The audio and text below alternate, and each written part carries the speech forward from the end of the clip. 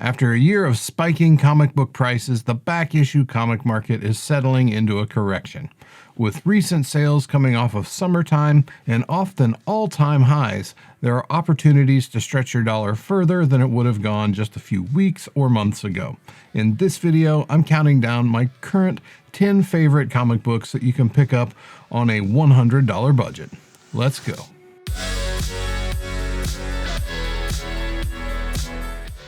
This video is brought to you by Otis. More on them later. 4 times a year, I sit down and dig into the comic market and build an updated list of comic recommendations built off of certain dollar price points. Typically, these lists are for $20, $50, or $100 comics. For this video, we're focusing on the higher $100 price point. If you're a regular viewer of our top 10 lists, you may recognize a book or two on this list, and if you're like me, it's always fun to watch books grow from the lower price points up to this video. Now let's get into the list. Dragging in at the number 10 spot is Marvel Zombies number 1. Published in February 2006, Marvel Zombies came from the all-star creative team of Robert Kirkman and Sean Phillips, but the true star of the creative team was the cover artist Arthur Sudum. Sudum's haunting homages of classic Marvel covers were nearly impossible to walk past on the wall of your local comic shop, and the multiple printings most of the issues of this 5-issue series went through gave Sudum the ability to put a ghastly spin on many of Marvel's most famous covers before the run wrapped up. Marvel Zombies number 1 features a cover swipe of Amazing Fantasy 15 depicting a zombified Spider-Man swinging through the air with a set of mangled remains. Issue 1 ran through 4 printings, including cover swipes of Amazing Fantasy 15, Spider-Man number 1 from the 1990 series, Amazing Spider-Man number 50, and Incredible Hulk number 1. The first printing is currently on an upward swing value-wise following the Disney Plus Day announcement of an upcoming Marvel Zombies project. Currently bringing $75 for a raw high-grade copy, the later printings aren't without value but can all be had for $40 or less. In the summer of 2019, a 5th Ninja Turtle was revealed to the world. This story development sent the value of our number 9 book beyond the $100 range for some time, but the value of Teenage Mutant Ninja Turtles number 51, the first appearance of Jennika, who would later go on to become the 5th Ninja Turtle, is on a bit of a cool streak in the current market correction. Not only was Jennika the 5th Ninja Turtle, she was also the first female Ninja Turtle in the ongoing TMNT comic continuity. Published in October 2015, this back issue saw strong value growth following the reveal of the new Turtle's identity. Currently selling at an average of $100 for a raw high-grade copy, TMNT 51 seems like a good buy at the moment. The book was written by Kevin Eastman and featured art from Ken Gehring. Keep an eye out for the 1 in 10 Kevin Eastman variant that is also out there. It tends to go for a bit more than $100, but it would be worth your time if you happen across one in the wild. It's no secret that some of my favorite recommendations tend to be solo title number 1s. When a character's first appearance prices you out, their solo title number 1 is a great backup book to consider for your collection. Such is the case for our number 8 book, Warlock number 1. A resurgence in Adam Warlock spec has sent values of Fantastic Four 66 and 67, along with Thor 165 surging. Additionally, values for Marvel Premiere number 1 are on the move right now. That takes us to August 1972's Warlock number 1. A tough book and high grade due to the early 1970s Marvel picture frame cover, Warlock number 1 tells the origin of Adam Warlock. The story, titled The Day of the Prophet, was written by Roy Thomas and drawn by Gil Kane. A supergroup of early 1970s Marvel artists provided the cover, with Gil Kane on pencils, Joe Sinnott on inks, and Jazzy John Romita Sr. credited as contributing alterations for both. With current sales averaging $95 for a raw high-grade copy, Warlock number 1 is a great jumping on point if you want to get into Adam Warlock books, and the series also features several classic Warlock covers, with issue number 9 being one of the most iconic Warlock covers that comes to mind. Our number 7 entry is a more recent release that has been a hot ticket since it first hit the shelves in early 2019. Coming in at number 7 is Naomi number 1. Cover dated for March 2019, the speculation around Naomi 1 was instant.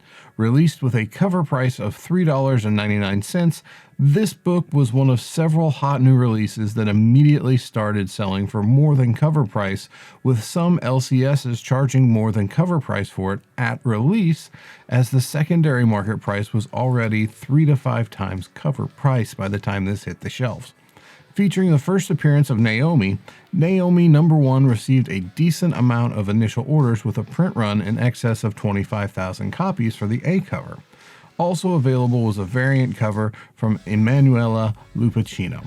Second and third printings followed shortly thereafter. Created by Brian Michael Bendis and Jamal Campbell, Naomi has been developed for a TV show by the WB, and that show will premiere on January 11th, 2022.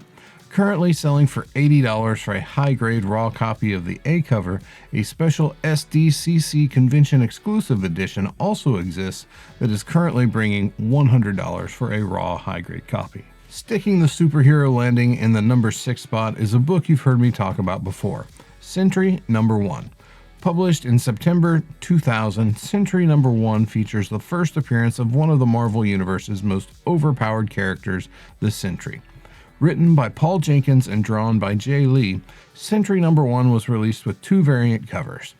Unfortunately for the book, these 2 variants have to be 2 of the worst variants of the early 2000s. The SDCC variant is pretty blah, while the 1 in 50 ratio variant has to be one of the worst variants I've ever seen for any debut issue. In fact, if you can think of a worst variant for a character's debut issue, and I won't even hold you to a number 1 issue, post it up on Instagram and tag me, because I don't think one exists. Anyway, the A cover, the best cover, currently brings $100 for a high-grade raw copy and has, in my experience, been challenging to track down. While the variant covers both tend to sell around the $50 mark and tend to be a bit easier to find, mostly because they're so unfortunate looking. With the MCU steering towards the cosmos, it's likely the Sentry will eventually make an appearance. The steady demand for this book has led to increasing prices recently, and I see no indication that demand or value will fall off for this modern cosmic character's first appearance. This video is brought to you by Otis. What is Otis, you might ask? Otis is an alternative investment platform where you can buy and sell shares of cultural assets including contemporary art, sneakers, and collectibles such as comic books and video games. It is as simple as downloading the Otis app and signing up for the service for free. Then just watch for the weekly drops of new assets, and you can search the catalog of previous drops to choose which items you'd like to invest in. From there, you simply manage your portfolio by staying up to date with the latest news and pricing information on your investments. And when the time comes, you can either sell your shares to other Otis members, or you can receive a proportional return on your investment if Otis sells the item you've invested in for more than the price at which you bought your shares. At the time of recording this video, there were some great key comic books available. The most recently acquired comic book asset is an extremely sharp-looking CGC 9.8 copy of Special Marvel Edition 15 that has white pages. This book features the first appearance of Shang-Chi, the title character of the recently released MCU film Shang-Chi and the Legend of the Ten Rings. Other comic book assets available include classic Silver Age Marvel issues such as a CGC 9.6 Daredevil number 1, a CGC 9.2 X-Men number 1, and a CGC 9.4 Avengers number 1. And last but not least, a CGC 9.6 Fantastic Four number 52, which features the first appearance of the Black Panther. However, if Silver Age Marvel isn't your thing, there are a few great Bronze Age keys to choose from as well, along with a extremely nice looking copy of Teenage Mutant Ninja Turtles number 1 and a CGC 9.8. Sign up for Otis with the link in my description and get your first share free when you fund your account. Terms do apply. Thanks to Otis for sponsoring this installment of the Top 10 Comics for a $100 budget. And now, let's get back to the list. Over the course of their careers, there are moments when a creator and a character that go on to become synonymous with each other meet for the first time. Think of John Romita Sr. and Spider-Man in Daredevil 16, John Byrne and the X-Men in Iron Fist 15, and Frank Miller and Daredevil in our number 5 book, Spectacular Spider-Man number 27.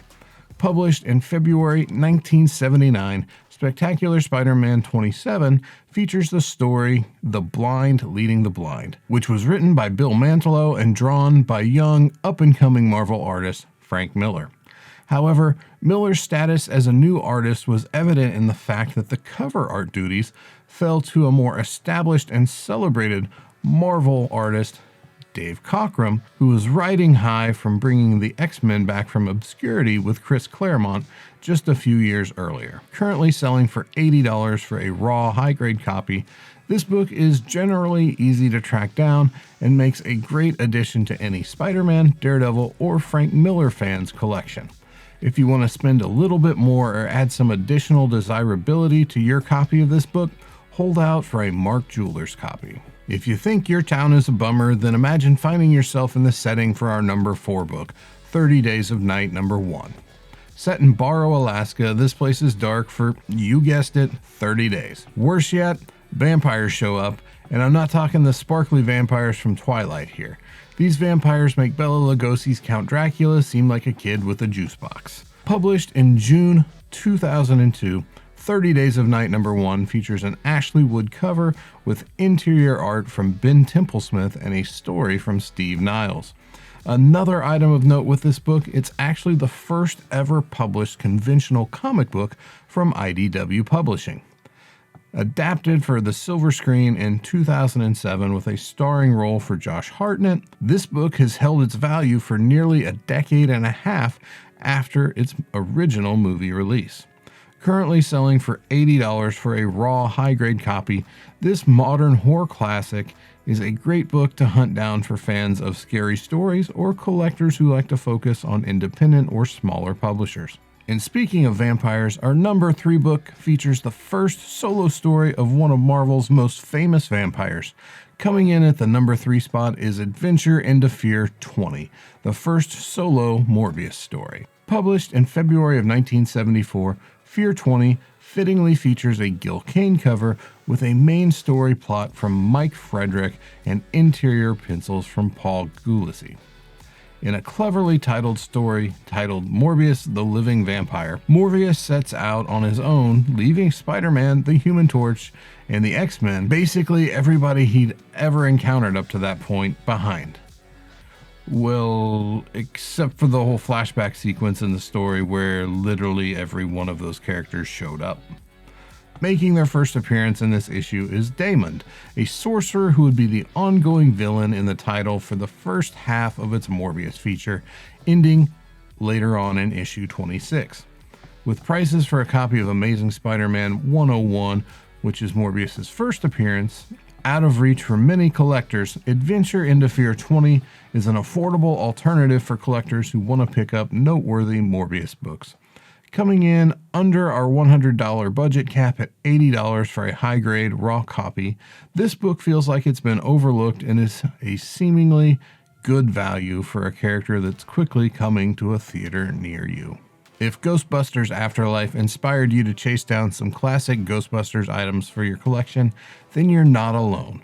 Our number 2 book is ready to believe you. Coming in at number 2 is the Real Ghostbusters number 1 from Now Comics. Published in August 1988, more than 4 years after the release of the original Ghostbusters movie, the Real Ghostbusters number 1 actually ties in with the cartoon series of the same name. Written by James Van Heist with interior art from John Tobias and a Ken Stacy cover, RGB1 is the first appearance of the Ghostbusters in US Comics. The team actually made their overall debut in March of 1988 in the UK, the Real Ghostbusters series, just a few months prior to the US series hitting the newsstands. However, the US series is not a reprint, as each series features a unique creative team and story lineup. The US series includes a single 22-page story, while the UK alternative is comprised of multiple short stories. Currently, the UK #1 sells for around $30 for a raw high-grade copy, and up until 2021, the US version was valued around the same amount. But like so many books, the 2021 comics market has done wonders for the value of the US The Real Ghostbusters #1.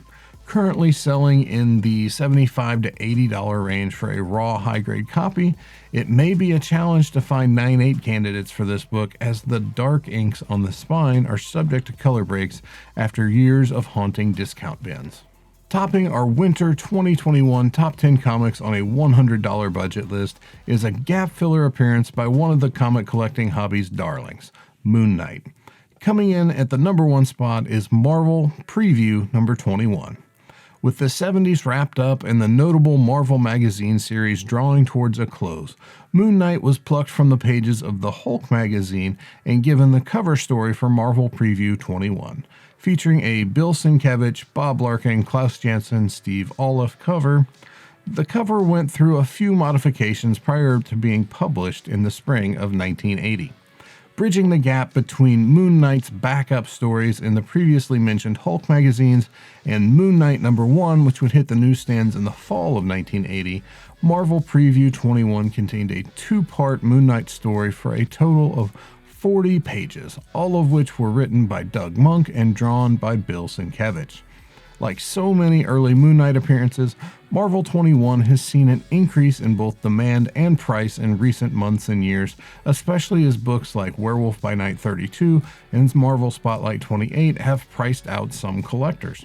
In fact, it remains one of the few early solo Moon Knight issues that can be picked up with a $100 budget, as even Moon Knight #1 is selling for well over $100 at this point. Currently bringing right at $100 for a raw high-grade copy, Marvel Preview 21 is a book that every budget-minded Moon Knight collector should seek out sooner rather than later. Softening prices have presented buying opportunities for certain issues in the back half of 2021, while other issues continue to experience increasing demand and values. As the market shifts its attention from character to character and book to book, collectors who keep an eye out for the dip can take advantage of more accessible prices, while at the same time collectors who are watching books that are continuing to creep up in price can get in front of additional price increases and save themselves some money as well. If you got value out of the video, please hit the like button, and if you're not already subscribed to the channel, be sure to hit subscribe and ring the notification bell. Check out Otis with the link in the description to get your first share free when you fund your account. As always, terms do apply.